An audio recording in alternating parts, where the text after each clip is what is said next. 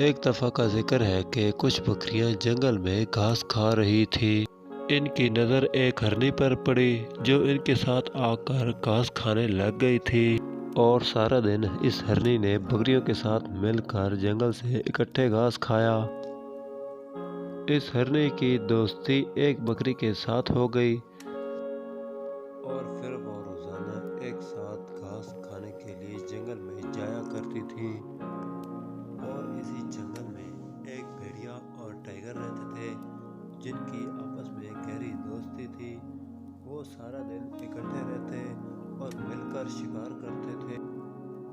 ان دونوں کے خوف کی وجہ سے جنگل کے باقی جانور ایک ساتھ نکلتے اور اپنا کھانا کھانے کے بعد واپس گھروں کو لوٹ جایا کرتے تھے۔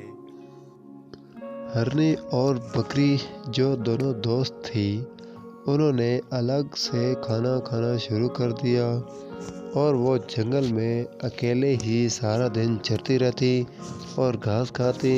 ایک دن بھیڑیا جنگل میں اکیلے چہل قدمی کر رہا تھا تو اس کی نظر ان دونوں پر پڑی، اور اس نے دیکھا کہ یہ تو دونوں اکیلی ہی ہیں اور گھاس آرام سکون سے کھا رہی ہیں۔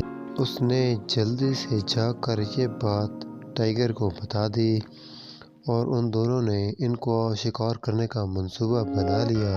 ادھر ہرنی اور بکری بھی گھر جانے لگی۔ ان کو کیا پتا تھا کہ یہ ان کی آج آخری ملاقات ہوگی، اس کے بعد نہیں مل سکیں گی۔ ادھر بھیڑیے نے بکری کا شکار کرنے کے لیے اس کے پیچھے دوڑ لگا دی۔ بکری اتنی تیزی سے نہیں بھاگ سکتی تھی تو اس نے اسی وقت ہار مان لی اور بھیڑیے نے اس کو پکڑ لیا۔ بیچاری ہرن نے اپنی مضبوط ٹانگوں سے لمبی لمبی چھلانگیں لگائیں تاکہ وہ ٹائیگر سے دور چلی جائے، لیکن ٹائیگر نے بھی اس کا پیچھا نہ چھوڑا۔ آخر کار ہرن اتنی تیز بھاگنے کے باوجود تھک گئی اور وہ زمین پر جا گری، اور ٹائیگر نے اس کو پکڑ لیا۔ ادھر بھیڑیں اور بکریاں ان کا روز انتظار کرتی ہیں کہ شاید وہ کبھی تو لوٹ آئے واپس، اور اسی دکھ میں ان کا دن گزر جاتا۔